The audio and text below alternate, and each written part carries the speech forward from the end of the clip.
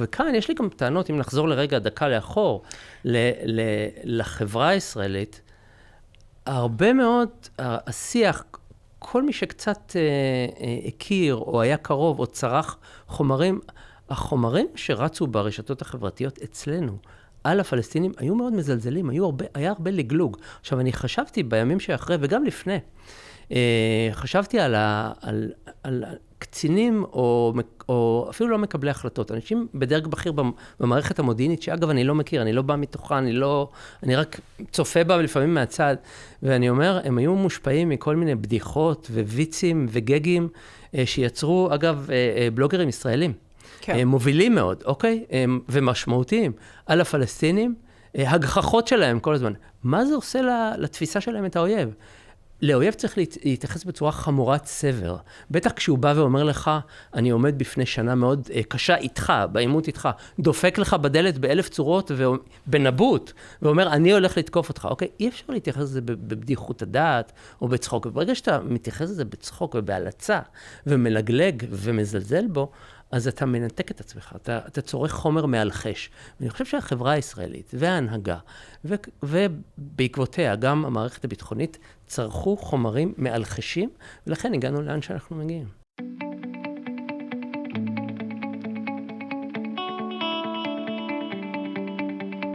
שלום, וברוכים הבאים לעוד פרק בעונה השמינית של מודקאסט. עונה שעוסקת בשפה הערבית, בהבנת התרבות, הדת והמידע הגלוי שהופך גם למודיעין גלוי. בפרק הזה הזמנתי לכאן עיתונאי, מומחה לתקשורת לענייני ערבים, אדם שמאזין, מראיין וכותב עלינו ועליהם. ג'קי חוגי, כתבנו לענייני ערבים. שלום ג'קי. שלום שירה. ברוכים הבאים למודקאסט. תודה שקראתם לי. אז ג'קי חוגי הוא עיתונאי מגיל 16. התחיל במעריב לנוער, לא יודעת מה איתכם, אותי זה ריגש. כיום בגלי צהל, בוגר תואר שני בהיסטוריה של המזרח התיכון, פרסם עד כה 3 ספרים, ואחד מהם, שני אומנים, 1973, יצא חודש לפני 7 באוקטובר. אבל היום הוא כאן בגלל ספרו החדש, הספר הזה, 5 נקישות בדלת, עליו נדבר ונעמיק בשיחה. הוא כמובן עוסק ב7 באוקטובר, הוא גם נקרא כך הגענו ל7 באוקטובר. ספר חשוב מאוד, שככה דיברנו עליו, ואני מודה שקראתי בעניין רב. ואני רוצה אולי להתחיל איתך, ג'קי, בשאלה הראשונה, מה גרם לך לשבת ולכתוב את הספר הזה? א', הטבח. ב', זה לפעמים פרוזאי מאוד. באה הוצאת זמורה, כנרת זמורה דביר, וביקשה, הציעה לי לכתוב את הספר הזה. אבל הסיבה שבסופו של דבר הסכמתי, היא שידעתי, או היה לי הרבה מאוד מידע ותובנות, שבעצם נולדו עוד לפני, בשנים שלפני המתקפה על העוטף, שחלק מזה פרסמתי או השמעתי בכל מיני צורות, אבל היה חשוב לי שהקהל ישמע. ובעצם זה מיוצג בפרקים של הספר. למה 5 נקישות? כן, רציתי לשאול. כן, כל נקישה היא בעצם סוג של התראה, מטאפורית, היא התראה, או ערוץ או זירה שהידרדרה בשנים שלפני, ואני מתאר את ההידרדרות, והכל ביחד התלכד לכלל הידרדרות מוחלטת, למעט אולי הפרק על סינואר, שהוא פחות הידרדרותי, הוא יותר משהו אישי שנוגע אליו, אבל גם שם אפשר למצוא כל מיני סימנים למה שעתיד לבוא. כן, הפרק על סינואר, אגב, הוא אחד הפרקים המאוד מעניינים, אני קראתי לו, ככה כשקראתי אותו, זה כמעט סקירת ספרות שאתה עושה, על סינואר, שאנחנו מכירים אותו כמאסטר מיינד של 7 באוקטובר, וכמובן ראש חמאס המאוד מיליטנטי ומאוד ניצי ומאוד ג'יהאדי דתי. אבל הוא כותב פורה, שפרסם ספרים, תרגם, ראיין אנשים, ואני רוצה רגע לשאול אותך ככה, הבחירה לשים הרבה מאוד מהכתיבה שלו וניתוח של הכתיבה שלו בספר, מה יש בה בעצם ככה מהאופן שבו אתה אומר, אנחנו צריכים ללמוד את הצד השני? אז א', נכון, זה פרק אישי עליו. הפרק המנהיגותי, הפוליטי, אני מדבר עליו בפרק המצרי אחר כך, אבל כן. א', זה מאוד מעניין. הכתיבה הספרותית של סינואר מאוד מאוד מעניינת. לא נעשה בדיון בציבור בישראל או בתקשורת הישראלית. הוא כתב או הוציא תחת ידיו, נכון לומר, 7 ספרים. מתוכם 3 הם תרגומים של ספרים שיצאו, כולם ספרי עיון, 3 האלה, ועוד 4 שהוא כתב בעצמו. מבין 4 האלה, אני השתמשתי כאן בפרק הזה ב3. כן. והחשוב ביותר מהם זה הרומן. הוא כתב רומן אחד, זה הספר האחרון שלו, הוא הוציא אותו ב-2004, הבריח מהכלא, ושם, לשאלתך למה לפרסם, כי הכל נמצא שם. אם את קוראת את הרומן, רומן ספרותי לחלוטין, לכאורה בדיון ממוחו, אבל לא, בעצם זה מבוסס על המציאות. כל התפיסה שלו, כל לא יודע אם אפשר לקרוא לזה אידיאולוגיה, כל מה שאחר כך בא לידי ביטוי, החזון השחור שלו, אנחנו רואים את הסימנים שם. אז זה נמצא שם. כן, בעצם אומרים, אגב, שכתיבה של רומנים, או לפעמים אומרים על כתיבה של רומן ראשון, שהיא בעצם חצי האוטוביוגרפיה שלך נמצאת שם. אז אפילו יותר מחצי. בעצם הוא מספר את קורותיה של מלחמה פלסטינית בעזה, משפחה פלסטינית בעזה, אמנם בשאטי, למרות שהוא גדל בח'אן יונס, ממלחמת 6 הימים, ועד האינתיפאדה השנייה, הוא מספר את זה בגוף ראשון. זאת אומרת, תחילה ילד ואחר כך מבוגר שהולך ומתבגר, בעצם יש שם הרבה מאוד מוטיבים מהחיים שלו, רוב הספר זה בעצם החיים שלו, אבל דרך זה הוא מסביר, הוא מספר כל מיני, או שם בפי הגיבורים שלו מחשבות שיש לו. למשל, הרעיון הזה שעם ישראל רק בכוח, ראית את זה כבר בספר בצורה לאורך כל הספר, כל הזמן. מדברים ממש על שנות ה-90, תחילת ה-2000, כאילו, כשהמשנה הזאת שלו מספרת שם. כן, למרות שזה התגבש עוד הרבה קודם. כן. הוא אומר, אם ישראל, אנחנו מפעילים עליה כוח והיא קצת נסוגה, לא, אנחנו לא מפסיקים, אנחנו מפעילים עוד יותר כוח. אתה רואה את זה בכל מיני וריאציות, בפי הגיבורים ובעלילה. למשל, הרעיון של לגיטימציה לרצוח ישראלים, וכאמצעי לסלק אותם מהאדמות שלנו, את רואה את זה שם. הוא היה אומנם חבר בכיר בארגון ג'יהאד, אבל הוא לא היה איזה דתי גדול. את לא רואה, אין פה מוטיבים דתיים מי יודע מה, לא. וגם כמו שאנחנו יודעים, החמאס בגדול, יש שם 2 אסכולות גדולות. אחת אסכולה שהיא יותר מזוהה עם האחים המוסלמים, כן. עם הארגון הבינלאומי, שח'אלד משעל הוא הנציג המרכזי באסכולה הזאת, ויש את האסכולה השנייה שהיא יותר פלסטיניסטית, כלומר, שאנחנו אמנם חלק מהארגון, חברה, ארגון, תנועת האם שלנו, היא אחי המוסלמים, אבל ההתרכזות שלנו היא בפלסטין. קודם פלסטין, אנחנו לוחמים למען פלסטין, וכל השאר אחר כך. אז הוא היה מהקבוצה השנייה. הוא לא פחות, האחי המוסלמים במצרים פחות עניינו אותו. אגב, הוא לא אהב את המצרים גם כן. היו ביניהם יחסים די חשדניים לאורך כל התקופה, וגם בצעירותו. כן. האמת שגם כשאתה מתרגם את הספרים שלו, וגם כשאתה כותב עליהם, באמת, אתה מדבר על הגישה השנייה, יש שם איזו מקומיות שלו, מאוד מאוד... חזקה. בדיוק, חזקה, כן. מובהקת, גם עזתית מאוד, אבל גם בסיסית, ואני חושבת שזה גם בא לידי ביטוי באחד הפרקים על הספר על אשרף בעלוז'י, נכון? שמופיע שם, שתכף אנחנו נעמיק בו.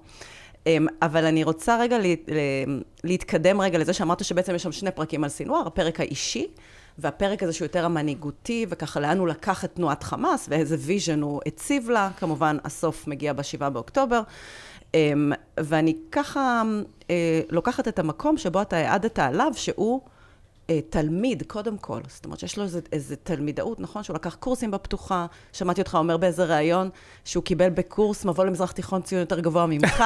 כן.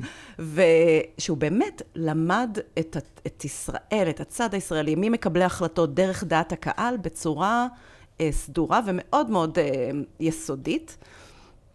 ואני בעונה הזאת ככה מראיינת הרבה מאוד אנשים שהם ככה מומחים לאוסינט, והם אומרים מה אמן צריך לעשות, מה ישראל צריכה לעשות באיך שהיא.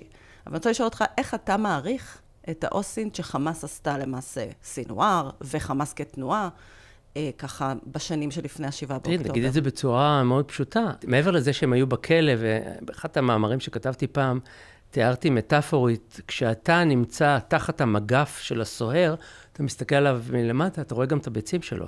והם ראו את הביצים שלנו, הם ראו הכל.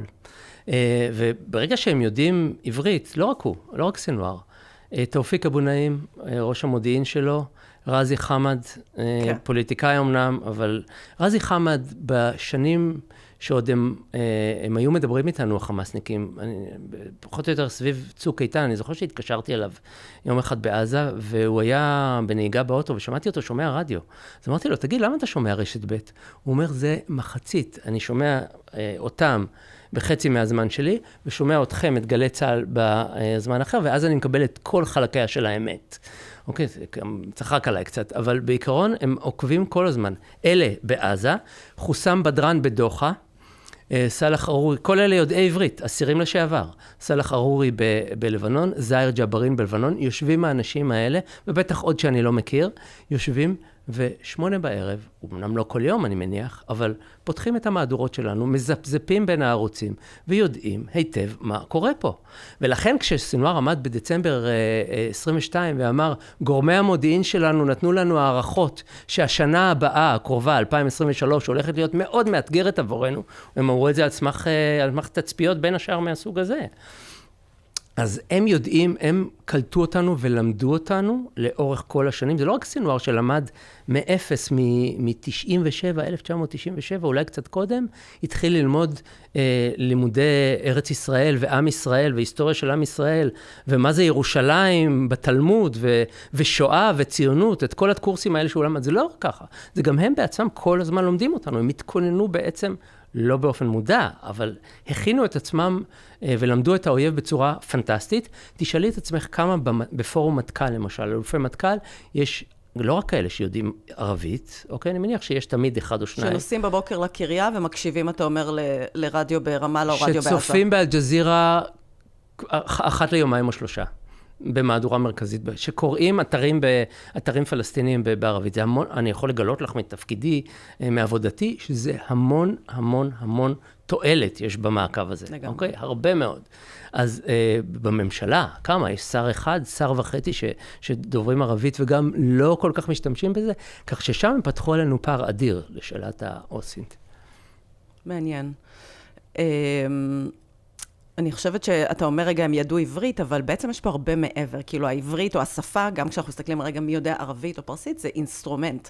היכולת היא להבחין, נכון, בקודים של השפה, בקודים של התרבות, בקודים של הדת, ואני חושבת שזה הרבה מאוד מימדים מעבר לתרגום. כי אתה אומר, אפשר לתרגם, אני שמה הכל היום ב-AI ואני שמה הכל בגוגל טרנסלייט. לא, זו מסורת שצריך לפתח אותה. איך להסתכל על א', ב', אתה צריך לדעת את השפה, לראות את הניואנסים של השפה, איך להסתכל עליו, מה להבין דבר מתוך דבר. ואפשר שוב לחזור לדברים של סינואר, לאותו נאום מפורסם מדצמבר 2022, פסטיבל הזו, היו שם כל מיני סימנים שהוא נתן, הוא לא רק אמר, אנחנו נבוא אליכם גל אחרי גל ונשטוף אתכם. ברגע שהוא אומר, אנחנו מבחינתנו זאת שנה מאתגרת, הממשלה הזאת זאת ממשלה פשיסטית, היא הולכת לדחוק אותנו לפינה, ונותן ציטוטים מהמסורת האסלאמית או מהקוראן, שמעידים על מאבק בין יהודים לבין ערבים, ובסוף אומר, אנחנו ניפגש ברחבת אל-אקצה, מטוהרת, אוקיי? אז אם אנחנו מדברים גם על מודיעין כוונות, כמה כבר, כמובן שהנאום כולו הוא ידיעה אחת בודדת, אבל מעבר לזה, אם אנחנו רואים ביחד איתם, אנחנו רואים הסלמה לאורך שנים שלפני, ואנחנו רואים את הנאום הזה, ואנחנו רואים הכנות צבאיות ותרגיל כל שנה מראש, את אותו תרגיל שכולל פלישה וחטי. כמה סימנים אנחנו צריכים כדי להבין את הדבר הזה, וזה עדיין לא הופנם. כי אני חושב שבאיזשהו מקום במערכת היה זלזול מוחלט בפלסטינים ובמיוחד בעזתים. וכאן אני רוצה להפנות אותך דווקא לרקמות האזרחיות שעוטפות הרי בסופו של דבר מקבלי החלטות בתוך המערכת הביטחונית והמדינית, הם עטופים בריפודים של חברה ישראלית. ואנחנו נוטים לחפש אשמים היום, ואנחנו גם מוצאים אותם. אני חושב שדווקא אני נוטה לא להקל ולא להסיר מאחריות, אבל אני חושב שהאחראים הגדולים הם דווקא הממסדים שמחוץ למערכת, כן. זה קצת, אני הפתעתי את עצמי בזה שאני הגעתי למסקנה הזאת, אבל אני חושב שחברה ישראלית אדישה מאוד, שלא אכפת לה מה קורה מעבר לגבול. עם תקשורת שלא לחצה ולא הדביקה לקיר את מקבלי ההחלטות.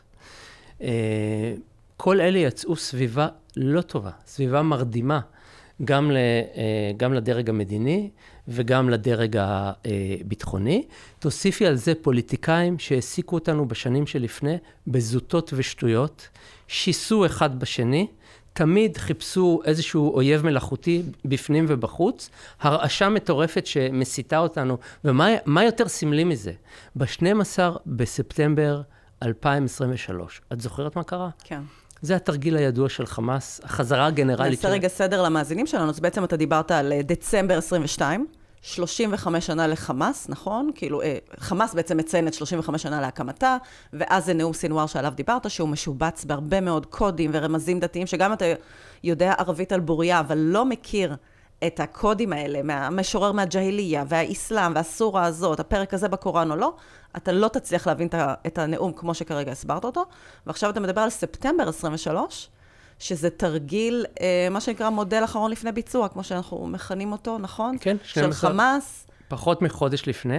ואתה גם כותב על זה שאתה מנסה להכניס את הידיעה הזאת, ואף אחד לא מתעניין בה. למה? את יודעת? מה קרה באותו יום?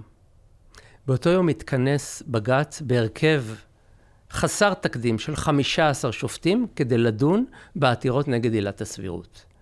כלומר, זה מה שעסקנו בו ב-12, בזמן שהאויב מול הפרצוף שלנו מנהל את החזרה הגנרלית לקראת האסון הגדול ביותר שהוא המיט עלינו.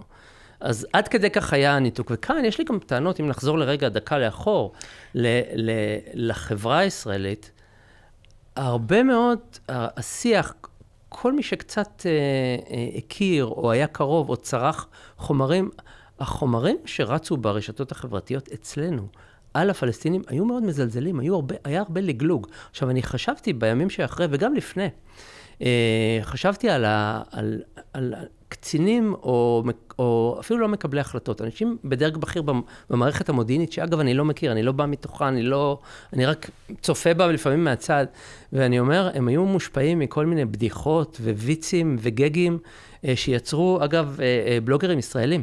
כן. מובילים מאוד, אוקיי?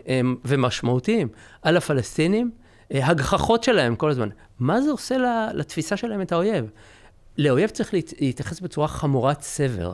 בטח כשהוא בא ואומר לך, אני עומד בפני שנה מאוד קשה איתך, בעימות איתך, דופק לך בדלת ב1000 צורות ובנבוט, ואומר, אני הולך לתקוף אותך. אוקיי? אי אפשר להתייחס לזה בבדיחות הדעת או בצחוק. וברגע שאתה מתייחס לזה בצחוק ובהלצה, ומלגלג ומזלזל בו, אז אתה מנתק את עצמך, אתה צורך חומר מאלחש. ואני חושב שהחברה הישראלית וההנהגה, ובעקבותיה גם המערכת הביטחונית, צרכו חומרים מאלחשים, ולכן הגענו לאן שאנחנו מגיעים. זאת מטאפורה מאוד מאוד מעניינת. אנחנו גם נדבר עוד קצת ככה, אתה מדבר באחרית הדבר שלך, על האדישות, ואתה גם עושה איזה חשבון נפש שבעיניי הוא סופר חשוב, נגיע לזה.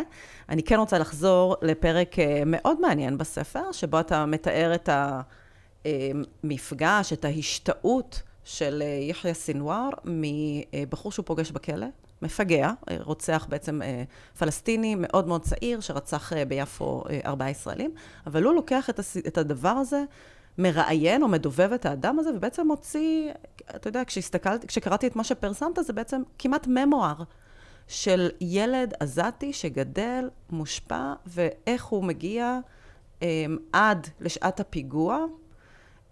תספר, עכשיו, אז רוחב היריעה שהשקעת שם אמרה לי, וואו, מצאת לנכון להכניס, גם אתה רותקת מהסיפור הזה. כן, רותקתי, אבל אני ראיתי בזה ממש שירות לקורא, כי יש שם עדות נדירה של מחבל פלסטיני ואיך הוא צומח. לא ראיתי דבר כזה קודם. זה גם אי אפשר לראות את זה בכתבי אישום, למשל. כתבי אישום זה חומר שהרבה פעמים מלמד אותנו על מה קרה ואיך הוא עשה. לא שזה מתפרסם מי יודע מה, אבל כאן ממש אמרתי לעצמי, יש לנו הזדמנות לראות איך צומח דבר כזה. אשרף אל-בעלוג' זה היה עזתי, מהעיר עזה, שב-1990, דצמבר 1990, עשה פיגוע זוועתי ביפו עם חבר שלו. מאוד צעיר הוא היה, נכון? בן 19. נכון. כן. הוא היה פועל, הוא עבד 2 כבר במפעל אלומיניום בעזה, ביפו, והוא החליט יום אחד לקום ולרצוח ישראלים. יצא מעזה, זה היה ביום שישי, יצא למפעל בשישי בבוקר עם החבר שלו, שניהם עם סכינים מוסתרים, הגיעו למפעל, התחילו לדקור, רצחו 3 עובדים, וחזרו חזרה לעזה. זאת אומרת, אחד מהם נמלט לרמאללה, והשני לעזה. אשרף נתפס. שיא האינתיפאדה הראשונה, צריך להגיד למאזיננו הצעירים. אחד הפיגועים הראשונים של חמאס. כן. מרואן, זה החבר, צה"ל חיסל אותו אחרי כמה חודשים בעזה, ואשרף נעצר, ידעו עליו, מצאו אותו אחרי כמה חודשים ברמאללה. אז חודשים בודדים אחרי שהוא ביצע את הרצח, הוא מגיע לכלא, נתפס, נשפט ומגיע לכלא, סינואר תופס אותו, סינואר היה בעצמו אסיר צעיר, 3-4 שנים בכלא, זה היה הספר הראשון של סינואר, הוא אומר לו, בוא שב, תספר לי את הסיפור, סינואר מעריץ אותו, סינואר לא רצח ישראלים, סינואר היה... רצח פלסטינים. כן, הוא רצח פלסטינים, אולי, אני לא יודע, יכול להיות שזה קצת פחות הירואי מבחינתם, והוא העריץ אותו, והוא כותב בהערצה, הוא קורא להם אבירים. כן. והוא כותב ממנו את העדות, ואשרף מספר לו, לא את הרצח, הרצח זה 2 עמודים בסוף. זה אגב חוברת דקה, זה לא איזה ספר עבה במיוחד. הוא מספר לו בעצם את כל הרקע, איך התבשלה אצלו, ומדובר כאן על ילד, עם טראומה משפחתית שנגררת, סבא וסבתא, שהם במקור מבאר שבע, שנפצעו בהפצצה ישראלית ב-48 וברחו לעזה. הסבתא חרשת, לא שומעת טוב מההפצצה, ככה הוא מספר לפחות. הסבא גידם, אז הוא גדל עם 2 אלה בבית, מסגדים בכל מקום שיש בשכונה, צבא, מחסומים, זה היה כבר 1990, צה"ל חזק מאוד, השב"כ חזק מאוד שם, ואווירה שמטפחת את הדבר הזה, והתחילו הפגנות, וחמאס כמובן קמה, 3 שנים קודם, כן. אוקיי? והם מנסים לגייס ולחפש חבר'ה צעירים, ואכן גייסו אותו באיזשהו שלב. וקודם גייסו אותו לעבודות מלאכות קטנות, לכתוב כתובות על הקיר, ואז הוא אמר, זה לא מספיק לי, אני רוצה משהו קצת יותר משמעותי, ובמקביל מתחילות מהומות והתנגשויות עם חיילים, והפגנות, ואיזה חייל יורה בו כדור גומי, והוא נפצע, ולהשלמת התמונה הוא מתאר שבמפעל, צעיר פלסטיני מעזה, הישראלים שהעסיקו אותו, לגלגו עליו כל הזמן. זאת אומרת, הייתה שם מרכיב של השפלה. והוא אומר, כל המגע שלי, הוא גר בישראל, אגב, הוא גר בשכונת שפירא, בדירה סחורה. כל החוויה שלו עם הישראלים, המפגש היה, אמנם הוא צריך אותם לפרנסה, אבל מצד שני גם השפלה. נכון או לא נכון, אנחנו לא יודעים, זה הסיפור שלו. זאת החוויה בעצם. זאת החוויה, וככה התגבש, והוא מתאר לדקויות. והוא אומר, אני גאה שאני חייל בחמאס, ואני הולך לעשות את הדבר הזה, ואם אני אמות זה לא נורא. והוא גם נותן איזשהו מנגנון מוסרי, הוא אומר, אני לא טרוריסט, זה הם הטרוריסטים. אני בא לשחרר את העם שלי מהטרור שנכפה עלינו. כל הסט. וזה אני חושב חשוב שאנחנו נבין. כן. חשוב מאוד שאנחנו נבין. יש רתיעה לישראלים לעסוק או לפגוש חומרים כאלה, משום שזה איקס מוחלט. בבטן שלנו אנחנו לא רוצים לשמוע את זה. אבל אני חושב שאנחנו חייבים לשמוע את זה. חלק מהעניין, מההתעלמות שלנו, מהפניית הגב שלנו, לעניין הפלסטיני בכלל, לא רק בעזה, היא מחבלת, היא מסוכנת לנו. אנחנו צריכים כמה שיותר, וכל מידע וכל פריט מידע, לא רק מודיעינית, גם אזרחית, להבין עליהם ולחקור עליהם וללכת לחפש אותו. וזה אחד מהם. יש בסיפור הזה, אני חושבת, ככה, שוב אני אומרת, כשקראתי, אז אתה כותב המון על ממה רותק סינואר, אני גם קראתי איך אתה רותקת, זאת אומרת, יש פה איזה כאילו, 2 מימדים מאוד מעניינים. ברור שסינואר, אפשר לראות שם גם את זה שהוא מרותק ומשתאה, כמו שאתה אומר, מההקרבה הזאת, מרצח של ישראלים, ומהצד השני, יש שם גם את החיבור העמוק שלו, למדוע הוא בכל שנותיו מנסה לשחרר את האסירים הפלסטינים, ולמה הסוגיה הזאת של האסירים היא ה-DNA שלו, למעשה. נכון, תראי, חסן סלאמה, החבר שלו מח'אן יונס, הוא הבטיח לו לפני שהוא משתחרר, אני אשחרר אותך. כן, ויש פה באמת הרבה דברים שכשאנחנו קוראים תוך כדי, כי היום אנחנו לא רק מסתכלים על 7 באוקטובר כדי להבין איך קרה ומה קרה, אלא אנחנו מסתכלים על היום, יש לנו כל כך הרבה זירות פתוחות, שאנחנו מנסים שוב לפענח את מקבלי ההחלטות שם, ואת דעת הקהל בלבנון ובעזה ובאיראן, וצריך להגיד, האם זאת אנקדוטה? הרי בזמן אמת יכולנו להגיד, טוב, זאת אנקדוטה, אני עכשיו אקרא את הספר של סינואר. אז את אומרת, לפענח, שאני רותקתי כי כל הזמן חיפשתי, אמרתי, איפה אפשר למצוא פה את הפתרון? איפה, אם הוא בא ושם לנו את הסיפור של החיים שלו, ואיך הוא נהיה רוצח, אולי אנחנו יכולים ללמוד מזה משהו ולמנוע את זה עוד לפני שזה קורה. כן.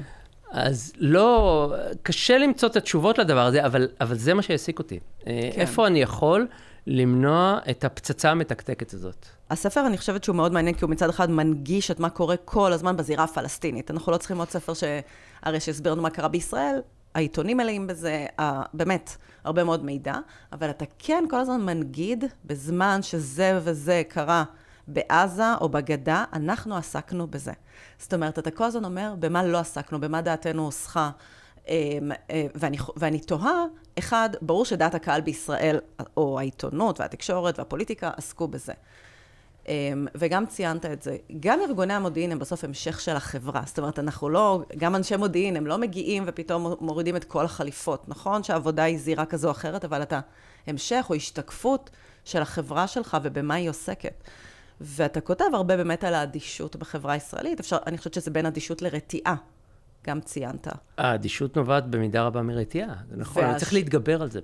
צריך, אם יש איזשהו לקח מה-7 באוקטובר, שהוא לקח של התמונה הגדולה, אז צריך להתגבר על הרתיעה הזאת, ולחפש כל הזמן, ולהיות סקרן כל הזמן, לדעת מה קורה, גם מתוך צורך מוסרי, אנחנו רוצים לדעת מה אנחנו עושים להם כשאנחנו שולטים בהם, אבל גם מתוך צורך ביטחוני ומודיעיני, כי משהו מסתתר. אם אנחנו היינו מגלים הרבה יותר עניין במה שקורה בעזה, היינו לפני 7 באוקטובר, אני בטוח שהיינו מבינים כמה המוטיבציה של חמאס אדירה לשנות את המשוואה, ואולי היינו פוחדים קצת יותר, או מתייחסים ברצינות יותר לסימנים הרבים, סימנים רבים מאוד מאוד, הם נתנו לנו הם כל הזמן. זה היה אפילו קצת, אני לא רוצה להשתמש בביטויים, להגיד שזה פתטי אפילו מצידם, כל הזמן הם באו ואמרו לנו, רבותיי, אנחנו הולכים לתקוף. עכשיו, את אמרת לגבי האדישות, הציבור בישראל לא יודע, גם היום אגב, הרבה, את הדברים החשובים, אני לא בטוח לגמרי שהוא יודע בזמן אמת. ראינו את זה במשא ומתן, בשנה הזאת שבה התנהל משא ומתן על החטופים. אני יכול לומר לך מתוך ידיעה, רוב הציבור בישראל לא ידע מה קורה, ומה שהוא ידע זה דברים אחרים, שהיו קצת בצד המציאות שקרתה, ואני אתן איזה פרט קטן שאני מזכיר אותו בספר, כמה ישראלים יודעים שממשלת ישראל וכל אלה שבאו אחריה, ב-2014, הפסיקה את תהליך השלום. אף אחד לא יודע. עכשיו, מבחינתנו, היא גם התגאתה בזה, אבל זה השפיע עליהם כל כך לרעה, זה סגר להם את האופקים. הייתה איזו מוסכמה לא כתובה בינינו לבין הפלסטינים, האמריקאים, וגם בתוכנו, בינינו לבין עצמנו, שגם אם השלום, תהליך השלום במצוקה, והשיחות עם הרשות הפלסטינית במצוקה, ואין באמת התקדמות לשום מקום, וכל הכלים נשברו, עושים איזשהו מצג שווא של התמשכות התהליך, כדי לא לייאש את הרחוב הפלסטיני, את הרדיקלים בצד הפלסטיני, וגם אצלנו אגב, לתת איזושהי תקווה כל הזמן. ברגע שבאה ממשלת ישראל ואומרת, אני לא מפסיקה את תהליך השלום שהתחיל עוד בוועידת מדריד, אוקיי? 91. הפסיקה אותו ב-2014, אז ברור שזה יוצר גלי הדף בצד השני, ברור שאנחנו לא מכירים את גלי ההדף, וביחד עם הידרדרות צבאית ומלחמתית ועוד כל מיני דברים אחרים. סיפור דומה, כן. מוחמד אבו ח'דיר, הילד הפלסטיני שלקחו אותו ושרפו אותו. כמה אנחנו, שירין אבו עאקלה, ההלוויה שלה, ששוטרים מיקו את הארון שלה והפילו אותו בעוד היא בפנים שוכבת מתה. זה דברים שמשפיעים לרעה מאוד, וביחד עם כל מיני גורמים אחרים ותסכולים אחרים וסגירת אופקים, יוצרים איזשהו כדור אש בצד השני. עכשיו, אנחנו לא מודעים לכל הדברים האלה בכלל. כן, אני חושבת שכאילו זה גם מודעות, אבל גם באמת, כמו שאתה מתאר, בין אדישות לבין ככה חוסר עניין. ממש רשמת בחלק מהמקומות, חוסר עניין ארוך שנים, שגילינו כלפי הפלסטינים, גם אזרחים וגם לובשי מדים. ברור שזה לא, זאת אומרת, לובשי מדים, זה התפקיד שלהם ללמוד את הזירה, ללמוד מקבלי ההחלטות, אבל אבל אני חושבת שזה מאוד מעניין איך שאתה ככה טובה שם, את זה שבסוף אנחנו יודעים שאנחנו מטושטשי גבולות, כולנו אזרחים אני רוצה רגע לעבור לשאלה אישית. יש את הפרסומת הזאת שאומרת, רוצים לדעת מאיפה האנגלית שלי, נכון? אז מאיפה הערבית שלך? מהאוניברסיטה. ספר. אני לא למדתי בבית, למרות שכשמסתכלים עליי, חושבים שאני יודע... כן, אני חושבת שגדלת לא, ממש לא. תראי, ההורים שלי הם עיראקים. הם שניהם נולדו, באו כילדים, הובילו אותם כילדים מבגדד לארץ. הם דוברי שפתיהם בעצם? כן ולא. זאת אומרת, עד גיל צעיר מאוד, עד גיל 10 אולי, שמעתי קצת אותם מדברים בינם לבין עצמם, כשהם רצו שלא נבין מה שהם אומרים, אבל זה לעג יהודי, זה לא הערבית שיכולה להיות שימושית כאן, אלא מה? שמעתי את הצלילים. זה מאוד חשוב לילד לשמוע את הצליל הזה, ואז זה נדבק בו, וכמו זרעים שינצו בהמשך. ועד גיל 27 לא ידעתי משפט אחד להגיד בערבית. ידעתי כמה כללות שסבתא שלי לימדה אותי, אבל מעבר לזה שום דבר. ואז אתה מגיע לאוניברסיטה? ואז התחלתי תואר ראשון באוניברסיטת תל אביב, והחלטתי שאני משקיע בערבית, ומשם זה בא. ואני זוכר את עצמי לומד את זה בבוקר באוניברסיטה. בערב אני נסעתי ליפו, קניתי עיתונים, אז עדיין מכרו את אל-קודס הפלסטיני, גזרתי חתיכות קטנות, גזירי עיתון ממש, סימנתי מילים, ותרגמתי אותם, ותרגמתי את הידיעה במלואה. אני חושב שאולי שמור לי הקלסר הזה באיזשהו מקום. ככה למדתי. אז בעצם ספרותית מדוברת גם? ככה למדת? מדוברת מהנהגים. הייתה תקופה טובה ביחסים עם ירדן. והייתי נוסע הרבה. היו תקופות שנסעתי פעם בשבוע, שבועיים לירדן. כמו סכין בחמה, אני מאוד אהבתי את רבת עמון גם. וזה היה מאוד קל, והיא הייתה מאוד מקבלת פנים, מה שלא קורה היום. כן. והנהגים, יש לך נסיעה מהשדה, מהטרמינל עד רבת עמון, שעה ורבע, שעה וחצי, הוא לא יודע לדבר שפה אחרת. וככה תרגלתי. זאת ההיסטוריה. ואני חושב שגם, א', מניסיוני, אני חושב שיש איזה מין אימג' לערבית שהיא שפה קשה, היא לא שפה קשה. עבור ישראלים היא שפה, אני לא רוצה להגיד קלה, אבל אפשר להתגבר עליה, את יודעת. לגמרי. שפות אחיות. כן. מבין כל השפות היא השפה הכי פחות מסובכת ללמידה. והיא כמובן יפה ומעניינת. אז אתה אוהב אותה. מאוד. אני רוצה להגיע לחלק שאחד, בעיניי הפרק אולי הכי מעניין בספר.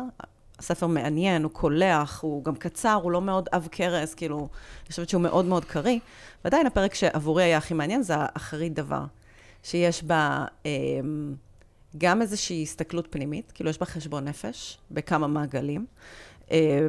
גם כנה, אני חושבת, והוא גם מתחיל בהיבט האישי מאוד שלך, ההיבט של התקשורת בישראל. התקשורת בעצם, אני קוראת לה התקשורת בעברית, שצריכה, או חלק מתפקידה גם לתווך מה קורה בתקשורת בערבית, האם זה קורה. אבל גם בתביעה, שהסתכלתי עליה אזרחית, עיתונאית, אני רוצה להקריא מעמוד 216, שהיא מגיעה באופן מעניין אחרי כל הפרקים שכתבת. הציטוט אומר, הגיעה לנו מערכת צבאית ומודיעינית, שתדע לקרוא את שכננו בדייקנות חמורת סבר, וללא כל יחס של התנשאות וביטול. תחת הפעם של לובשי המדים, צמח המנהיג הפלסטיני האכזרי ביותר מאז יאסר ערפאת. על מה בעצם הביקורת או האמירה? שבעצם התייחסנו אליהם בזלזול ובהתנשאות, וצחקנו עליהם. ברגע שאתה צוחק, אז אתה לא פוחד ממנו. הוא קוריוז, הוא קרטון, הוא דמות מסרט מצויר. הוא לא הנוח'בה הזה שפולש לך בבוקר יום שבת בחג, ורוצח וחוטף. זה לא. וטיפחנו את זה. טיפחנו את התדמית המצוירת שלהם.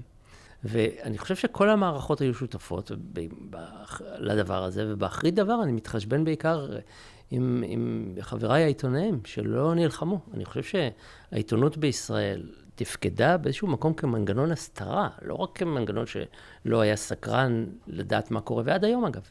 כמה את רואה, אולי היום קצת יותר, את רואה, מתייחסים למשל... יש ביקורת גם תוך כדי מלחמת עזה, בעצם, תוך כדי חרבות ברזל, על... כן, מה את חושבת? שאם אנחנו היום לא מתעניינים במה שקורה בעזה, בהיבט האזרחי, עזה לא תצמח להיות דאעש או אל-קאעידה בעוד כמה שנים אם אנחנו לא נטפל בה? כאילו, מה? אף אחד לא מתעניין בזה עדיין. אני מקווה שיתעניינו מתישהו, כשהמלחמה באמת תסתיים. אבל באיו"ש, אנחנו אמנם, בחודשים האחרונים מתייחסים יותר לאלימות של המתנחלים. בסדר, זה כבר שינוי. אבל עדיין, המבצעים שצה"ל עשה בנור א-שמס ובג'נין, שגילחו לגמרי רחובות שלמים ושכונות שלמות, ואנשים עזבו את הבית והיו צריכים לחפש אלפים, אוקיי, היו צריכים לחפש... הדברים האלה לא מדוברים, וזה מדאיג אותי. אלה דברים שמדאיגים, ואני חושב שגם לפני 7 באוקטובר, אנחנו לא, כחלק מהחוסר התעניינות שלנו במה שקורה שם, לא התעניינו בדברים בסיסיים יותר. אבל כמו שאמרתי קודם, אם היינו מטפחים יותר התעניינות לגבי כמה לחמאס יש מוטיבציה לשנות את המשוואה, ולמה יש לה את המוטיבציה הזאת, אז היינו אולי מתכוננים יותר טוב למה שאמור להגיע. איך היום אתה צורך, או במהלך המלחמה, איך צרכת להבין רגע את הלכי הרוח בעזה? בסוף זה היה אתגר מאוד גדול. אותם אנשים שדיברתי איתם לפני 7 באוקטובר, הם אלה שדיברתי איתם גם אחר. כן, יש כאלה שכבר אינם איתנו, אבל הם עדיין אני מדבר איתם היום. ונותנים לי תמונה די טובה לגבי מה שקורה. גם באיו"ש כמובן הרבה יותר קל לדבר, יש הרבה אנשים, מקורות. התקשורת הפלסטינית היא מאוד מגוונת ורבויה, אפשר ללמוד ממנה הרבה מאוד, וכמובן גם ערוצי הטלוויזיה הערביים הבינלאומיים יושבים על זירה הפלסטינית בצורה מאוד יפה. כן, אז אתה בעצם מגוון במקורות שלך. כן, ויש עוד מקורות שהם לא פלסטינים, שהם גם מהירים את זה בצורה מאוד, מאוד חשובה. אני רוצה לחזור לחשבון הנפש שדיברת עליו, אתה כותב גם בספר ככה על ההסתכלות, מין overview, הסתכלות מלמעלה על מדיניות הסבבים. לא, מדיניות הסבבים, בעצם הסבבים שקרו בעזה, בין ישראל לעזה לחמאס לפני 7 באוקטובר, ואתה מתאר, דווקא פה אתה מתייחס ככה למה שנקרא צד כחול, לצד של ישראל, אתה אומר, היה זה טקס קבוע, בתום כל סבב לחימה, התהדרו מפקדי צה"ל והפוליטיקאים בניצחון. השתבחו במספר אבדות שגרמו לצד השני והבטיחו כי האויב מורתע, כל זאת כדי לזכות במנה נוספת של רקטות אחרי תקופת מה. אז באמת אנחנו מבינים היום הרי את שרשרת האירועים ואת איך בעצם נגרמה המיסקלקולציה הרב-מימדית שלפני 7 באוקטובר. אבל מה אתה אומר בזה ככה, אם אתה יכול לקחת אותנו רגע להיום, בהסתכלות על האתגרים שלנו היום? אחד הדברים שאני עושה בספר, את בטח שמת לב, אני עושה את ההקבלה את ההשוואה עם מלחמת יום כיפור. כן. וההקבלות הן מצמיתות. שוב האמצעים המיוחדים לא עבדו. מה זה פה? שוב הופתענו, שוב קו המוצבים קרס. שוב היעירות שלנו, שזה לא יקרוס לעולם, ופתאום זה קורה. יש הרבה מאוד מקבילות, לא נתעכב על זה, אבל אחת המקבילות גם באה אחר כך, וזה שהם טוענים שהם ניצחו אותנו, ואנחנו טוענים שאנחנו ניצחנו אותם. עכשיו, למה אנחנו טוענים שניצחנו את המצרים ב-73? כי הרגנו להם 10,000 חיילים, אוקיי? אבל הם השיגו את המטרה העליונה שלהם, שזה להחזיר את השטח. וגם בסבבים בעזה, בשנים שלפני, אני די נדהמתי ששמעתי כל הזמן דוברים צבאיים בעיקר, אומרים, הרגנו להם כך וכך מחבלים, השמדנו להם תשתיות וזה, הם לא סופרים. הפלנו בניינים, כן. את ערבי קומות. הם לא ספרו את זה, זה לא מעניין אותם. התייחסו לזה, זה דבר שאנחנו צריכים להבין בצד השני, מבחינתם ההקרבה הזאת בנפש וברכוש לא נספרת. כי אלה ארגוני ג'יהאד. ארגון ג'יהאד צריך להקריב. הוא מתגייס לשורות כדי להקריב. זה האמצעי, זה החומר שבו הם דוחקים אותנו יותר קדימה ומשיגים את הניצחונות שלהם. אז לכן זה לא משנה. מה שעניין אותם זה ההישג המדיני. אוקיי, ולכן בשומר חומות, שאנחנו, מי כמוך יודע, שוב, אותו טקס, יצאו דוברים, בעיקר צבאים, אבל גם פוליטיקאים, ואמרו, הכרענו אותם, הרגנו להם כך וכך וכו', אבל לא, בעצם הם הצליחו ליצור פילוג חסר תקדים, בתוך החברה הישראלית בין ערבים לבין יהודים, בערים מעורבות. כן. סיפור שלו עדיין לא דובר מספיק, אבל יש לו משמעות. הם פשוט הצליחו. עמד אסמאעיל הנייה בסוף, כמה ימים אחרי שומר חומות, ואמר, תראו, אנחנו הצלחנו לגרום לערבים בישראל לעמוד לצידנו. אוקיי? אז זה הישג אחד. הישג שני שהם עמדו עם כל התקיפות, אני גר בתל אביב, בליל המטרו, שהפציצו את המטרו, זה היה יום חמישי, לא ידענו בזמן אמת מה קורה. אני הרגשתי... האדמה רועדת. בתל אביב, האדמה והסגוגיות, אוקיי? והם שרדו את זה. עבורם זה ניצחון.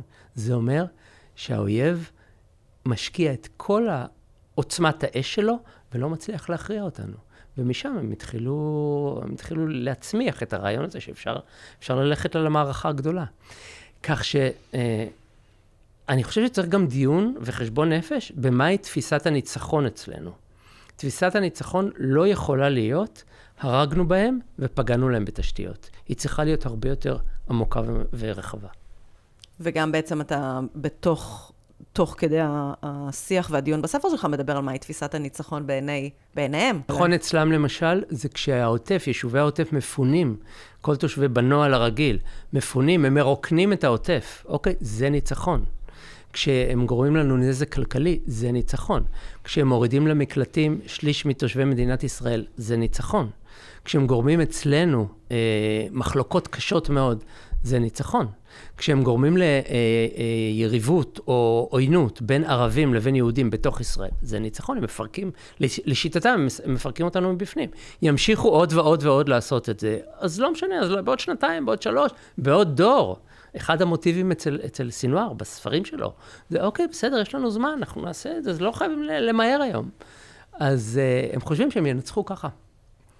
ולשם הם מכוונים, הם לא מכוונים להרוג כמה שיותר, זה לא מעניין אותם. כן.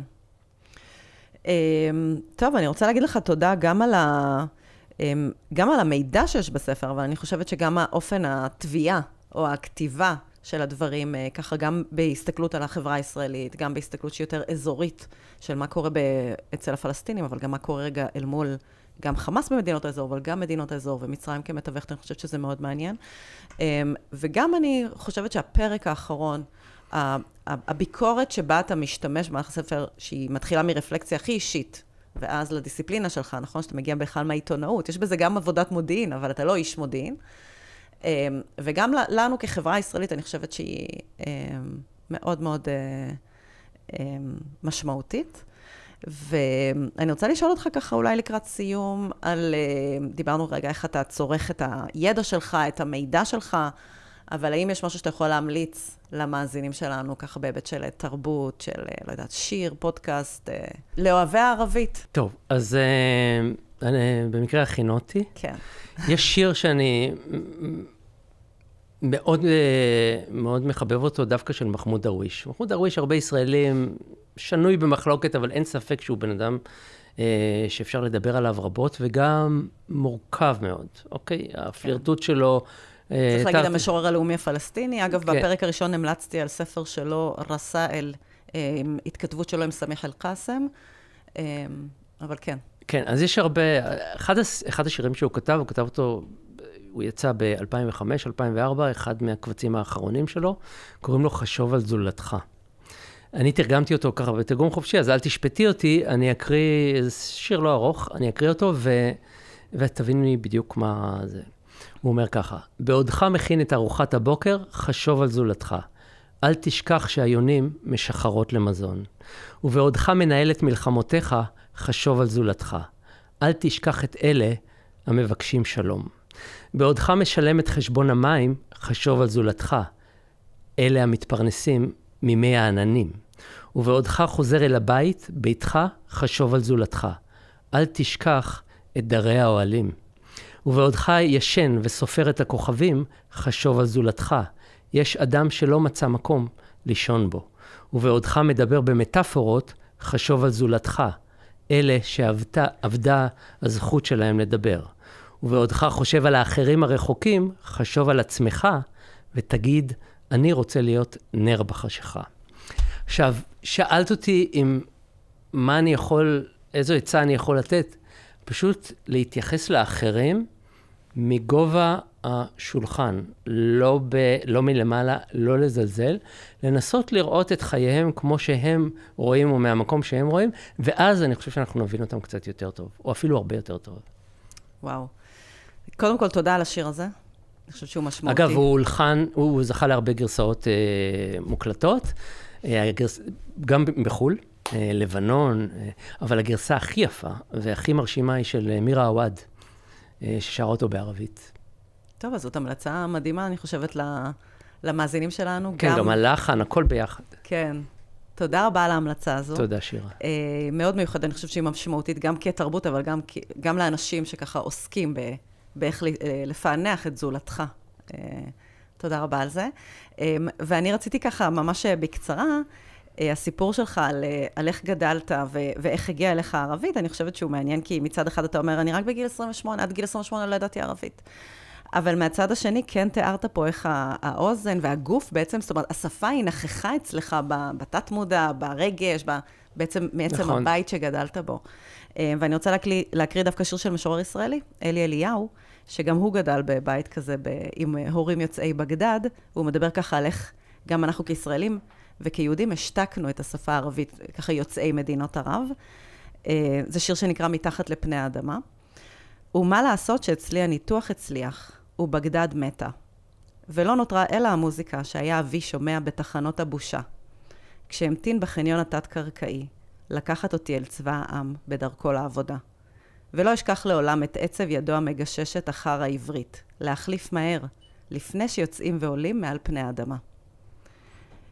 הרתיעה, או זו אולי שדיברת עליה. כן, מעניין. אגב, למרבה השמחה, זו חוויה שהרבה מאוד מזרחים מכירים אותה, אבל נעשה תיקון לימים. כאן בחברה הישראלית, היום לשמוע ערבית או לדעת או להגיד אני מזרחי זה לא בושה בכלל, אבל מה שכן, המזרחים משכיחים מתוך בחירה את העבר הערבי שלהם, שזה כבר סיפור אחר, עליו אפשר לעשות פודקאסט שלהם. נעשה פרק נוסף. כן. ג'קי חוגי, תודה רבה לך. תודה לך, שירה, על השאלות, על המקצועיות וגם על הסקרנות. תודה רבה. ותודה לכם שהצטרפתם אלינו לעוד פרק של מודקאסט. נתראה בפרק הבא.